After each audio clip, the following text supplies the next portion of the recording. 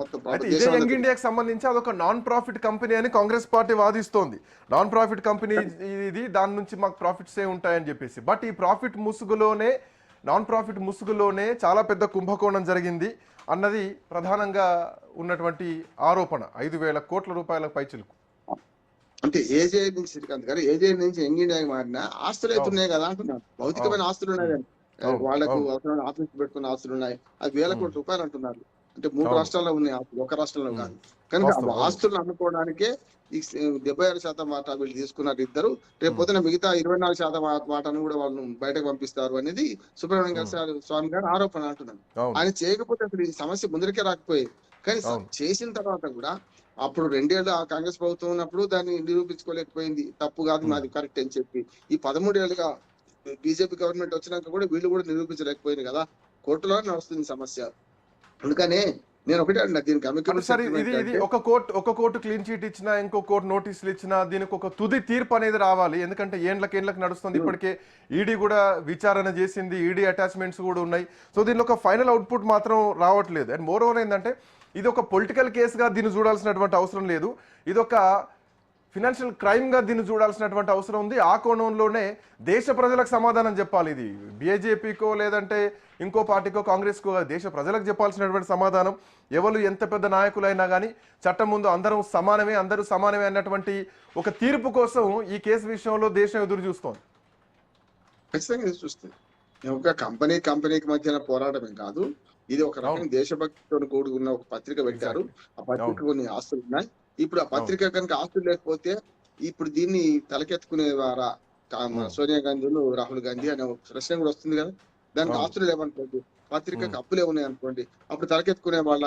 ఆనాడన Congress party ఎందుకు ఉద్దేశపూర్వక ఒక రకంగా చెప్పండి మంచి ఉద్దేశంతో ఆనాడు 38 నుంచి దాదాపు స్వాతంత్రం వచ్చేదాకా పార్టీకి అప్పులు ఇచ్చి మరీ చేసింది కదా. కాంగ్రెస్ పార్టీకి ఎక్కడి నుంచి వస్తాయి అప్పులు ఇవ్వడానికి? కూడా కాంగ్రెస్ పార్టీ కూడా సభ్యుల విరాళాలే కదా కదా సభ్యుల సభ్యత్వము, లేకుంటే ఆ పార్టీకి వచ్చే విరాళాలు ప్రజలే కదా.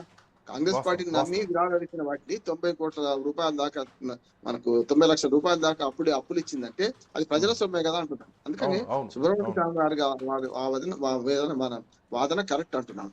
ఆ కరెక్ట్ అయిన వాదనకు కోర్టులు కూడా సహకరించాలి. ఇప్పుడు ఏమైతుందంటే కోర్టులు కూడా ఏళ్ళు పూళ్ళు పడితే అసలు రెండందవి ఎలకని పడతారా లేదా తెలియదు. మీరు అన్నట్టు కింది కోర్టు ఏమో క్లీన్ చిట్ ఇస్తుంది, హైకోర్టు ఏమో దాన్ని మళ్ళీ తీసుకుంటది. చూస్తున్నాం కదా. అంటే ఇది రాజకీయంగా బీజేపీ కూడా రాజకీయంగా వాడుకుందామని చూస్తుంది ఈ కేసులో నాకు అనిపిస్తుంది. ఎందుకంటే వాళ్ళ ప్రయోజనాలు వాళ్ళకు ఉన్నాయి. ఈ కేసు ఎన్ని రోజులు రోలంగా అవుతే రేపు 2029 పార్లమెంట్ ఎన్నికల్లో కూడా చూసిన దోషులు వాళ్ళు అని చూపించుకుంటూ చెప్పారు. కానీ సుబ్రహ్మణ్య స్వామి గారు బీజేపీ వైపు లేడు.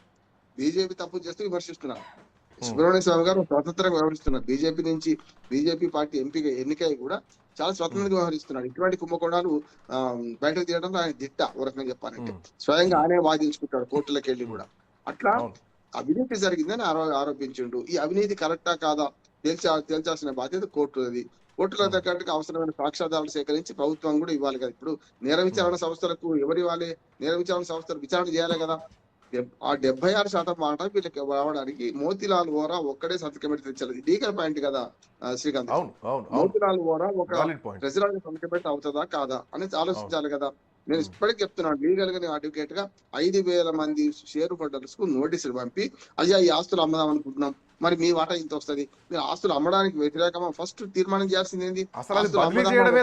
బదిలీ చేయాల్సినటువంటి అవసరం లేకుండే. పేరుకు నెహ్రూ స్థాపించారని చెప్పేసి గాంధీ కుటుంబం మొత్తం టేక్ ఓవర్ చేసుకున్నారు, ఆస్తులు మొత్తం బదలాయించారు, సో ట్రాన్స్ఫర్ చేసుకున్నారు అన్నటువంటి ఒక బిగ్గెస్ట్ ఆరోపణ. వాళ్ళ సొంత ఆస్తి కాదు కదా శ్రీకాంత్ గారు, వాళ్ళ సొంత ఆస్తి కాదు కదా. ఇప్పుడు వాళ్ళ నెహ్రూ ఆనంద్ భవన్ నే విరాళంగా ఇచ్చింది కదా. ఇప్పుడు వాళ్ళ మ్యూజియం నడుస్తుంది అక్కడ. కనుక మీరు సొంత ఆస్తులైనా మీరు ఇష్టం ఉంటే చేసుకున్న వీల్లేదంటే, ఒకసారి మ్యూజియం చేసినాక మా తాతగారు ఆస్తి నేను తీసుకుంటే అంటే వీల్లేదంటున్నాను. ఇప్పుడు మనం చూసాం కదా, పటౌడీల సంగతి చూసాం కదా. పటౌడీలు మా వారసత్వం వచ్చిందంటే కూడా కోర్టు ఏం చేసింది, మీది కాదు పొమ్మన్నది. 1000 కోట్ల ఆస్తులు వదులుకోవాల్సి వచ్చింది పటౌడీ కదా. అందుకని ఇక్కడ కూడా మీరు వారసత్వంగా వచ్చిన ఆస్తి అంటే వీల్లేదు, కేవలం ప్రజల ఆస్తి. ఇది 5,000 మంది షేర్ హోల్డర్స్. ఆ తర్వాత కాంగ్రెస్ పార్టీ లోన్ ఇచ్చింది కూడా కాంగ్రెస్ పార్టీకి విరాళాలు ఇచ్చిన దాంతో ఇచ్చింది కదా. పార్టీలు ప్రజాస్వామ్యయుతంగా పార్టీలు నడిచే పార్టీలు ప్రజల ఆస్తులు అంటున్నాను. పార్టీలే ప్రజల ఆస్తులు అన్నప్పుడు ఆస్తుల మీద కంట్రోల్ వాళ్ళ చేతిలో ఉండదు. కంట్రోల్ అనేది ప్రజల చేతిలో ఉండాలి. సో మీరు అన్నట్టు 5,000 మందికి నోటీసులు వేయాల్సినటువంటి అవసరం ఉంది. దీన్ని ఏం చేద్దామని చెప్పి. అవును, నోటీసులు ఇవ్వాలి, అమ్ముదామా లేదా, అమ్మితే అవును. కూడా షేర్లు ఎవరు కొనాలి షేర్లు? ఇప్పుడు యంగ్ అవును. ఇండియా వాళ్ళు కొంటున్నాం అంటే ఏజేఎల్ ఉమ్, అమ్ముకుంటుంది అంటే ఉమ్, ఏజేఎల్ కి ఆ 90 లక్షలు ఇచ్చేస్తే అయిపోతుంది కదా అందరు కలిసి. ఇప్పుడు ఈ అవును. 5,000 మందిని తలా తలా ఓ ₹100 ₹1000 పంపంటే ఆ 90 ఉమ్, లక్షల కోట్లు 90 లక్షల రూపాయలు అప్పు ఎప్పుడో తీరిపోయింది అంటున్నాడు కదా. అవును. అవును. అవును. ఆస్తులలో మంచి ప్రజోపకరమైన పనులు పెట్టొచ్చు. ఇప్పుడు ఈ ఉమ్, పత్రిక నడుస్తలేదు, ఎప్పుడో మూతపడ్డది కదా. ఉమ్. నేను అన్నట్టు 30 ఏళ్ళు 35 అంటే పీక్ లెవెల్ ఉద్యమం ఉన్నది, డూ ఆర్ డై. చాలా ఇది పీక్ 40 లెవెల్ ఉంది. రోజుల్లో అవును. ఇండియా మన మన క్విట్ ఇండియా మూవ్మెంట్ వచ్చినప్పుడు ఫస్ట్ టైం గాంధీ గారు అంత ఈవెన్ బ్రిటిషర్సే నిషేధించారంటే ఆ టైంలో ఆ పత్రిక ప్రభావం ఎంతో కూడా అర్థం చేసుకోవచ్చు.